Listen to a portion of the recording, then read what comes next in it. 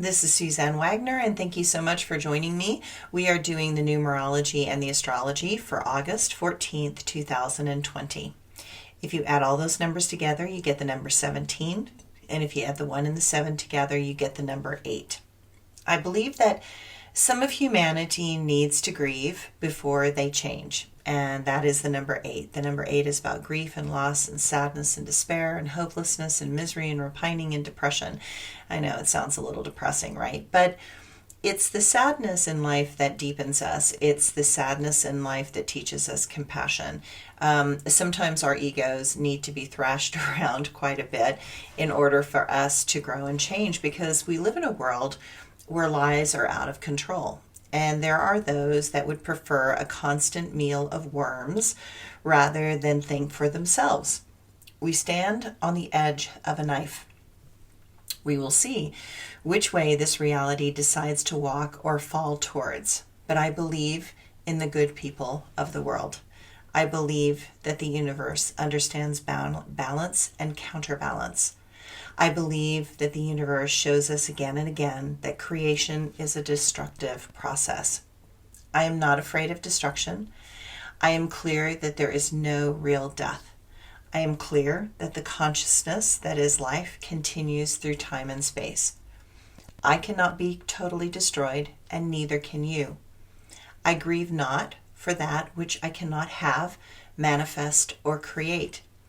I only grieve when I do not try to expand the integrity of who I am in this reality.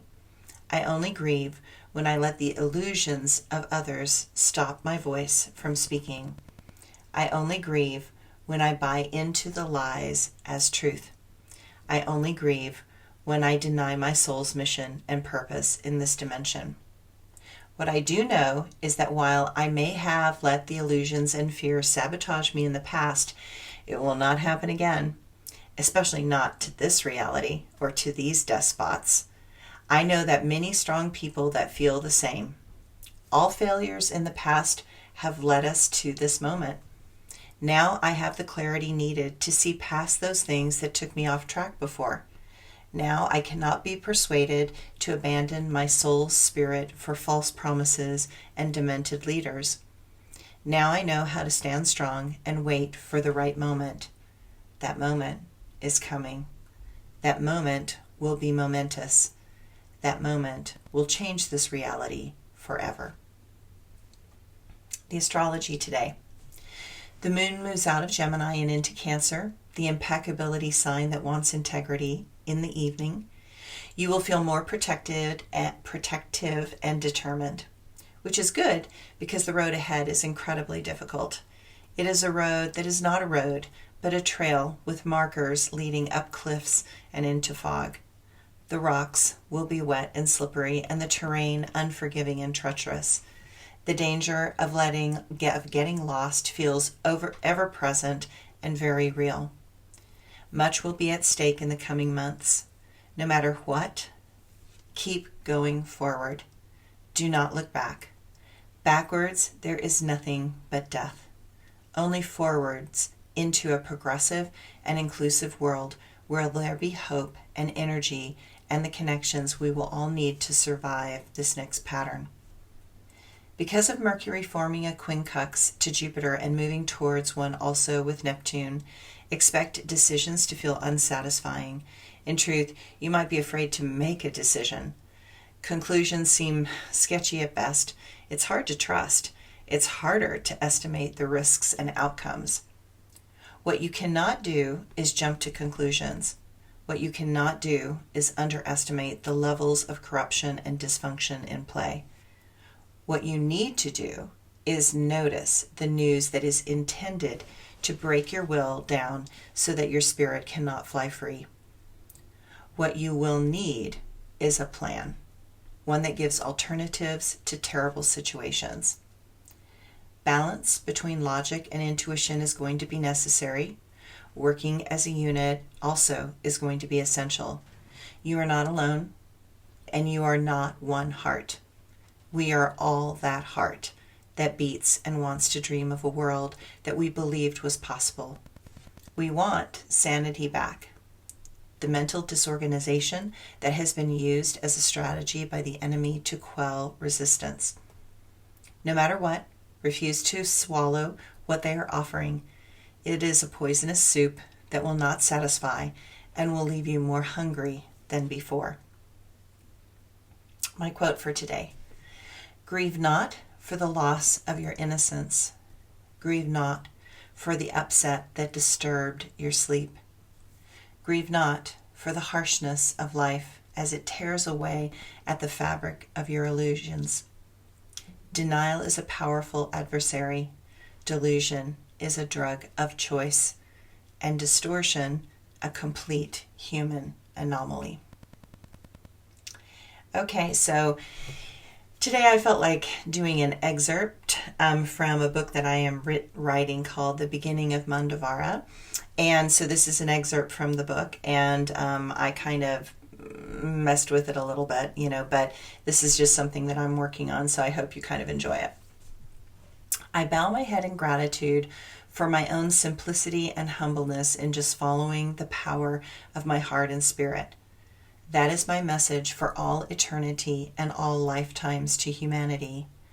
I am just a beacon of hope for people to follow their own heart and spirit. I am the guide and the whisperer to your potential that is lurking in the shadows of your awareness. I am the reminder and the push that breathes life back into the numbing reality that most of humanity lives in. I am that voice that says, don't survive, thrive. Even before I totally understood who I was and the path of my life would take, I have always had a type of fierceness and command over the elements of this physical world. That was just one of the many things that has confounded my family. I have had many lives, and where I have lived and died, loved and lost, fallen into darkness and despair to understand the density in which this world manifests. I have fallen asleep for eons, but I have always been here in the body, in the wind, in the whispers of your deepest self, with the intentions to support the conscious awakening of all. Life. What is the meaning of life? That is the question I see even now in cartoons. The guru is sitting at the top of the mountain and the seeker struggles to get to the top of the mountain only to ask the one question: Teacher, what is the meaning of life? The answer is simple. It is about perseverance, courage, magic, transformation, and enlightenment. We are in a time and place for the feminine power to awaken to its potential right now. It has been decided by all of you that the next moment of expansion is now. You are a tool of transformation that this world seeks. Are you ready to find that inner and outer balance? Are you ready to accept both sides of who you are? You cannot be the light without the dark. You cannot be fully present without your past. But you have to let both go in an instant to find out who you are to become. Ego's surety must be sacrificed in order to discover that next level of being. It is time for the stories from the great feminine wisdom keepers to be revealed. Those stories have been hidden and forgotten, but they existed and they were real. There were women that were powerful beyond anything you presently see in the world. Those women were magical, sexual, loving, and for a long time their stories had to be kept from the darkness that wanted to envelop the world. Their stories were hidden in the wind, in the elements of nature, and in the very air you breathe right now. There were moments in time when the face of the feminine held a power so great that the forces that did not want balance, chose to obliterate them off the face of existence. But feminine history was never recorded in books or written in stone. Those things do not stand the test of time. The feminine power has always been written in the elements of nature, in movement, in dance, in song, in feelings, in rituals, in things that are eternal in the sacred geometry that speaks to those souls who have the understanding to perceive this delicate level of knowledge.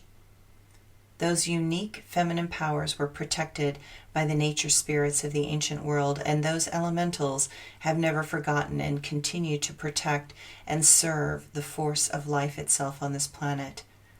Those ancient ones were charged in sacred time and space to be the keepers of the old language, the twilight language, the language of the feminine light and wisdom. Until you can find the access to that point of connected stillness in your core, the ancient ones of the dimensional doorways will watch and patiently wait until you are ready to access that information that they hold. They are key elements that must be held and embodied before they will give you the wisdoms they carry. The ancient ones are notorious for taunting, teasing, testing, and pushing you to the edges of your perceptual flaws. If you cannot face your deepest and darkest self, you are still not yet ready to emerge into the conscious light that is your truest essence. This moment is a journey of remembrance, mystery, and reconnecting to the magical flow that is within this life. Until you are fully connected into that great flow of passion that is life, you will find doorways that are locked and blocked to the truths that you carry.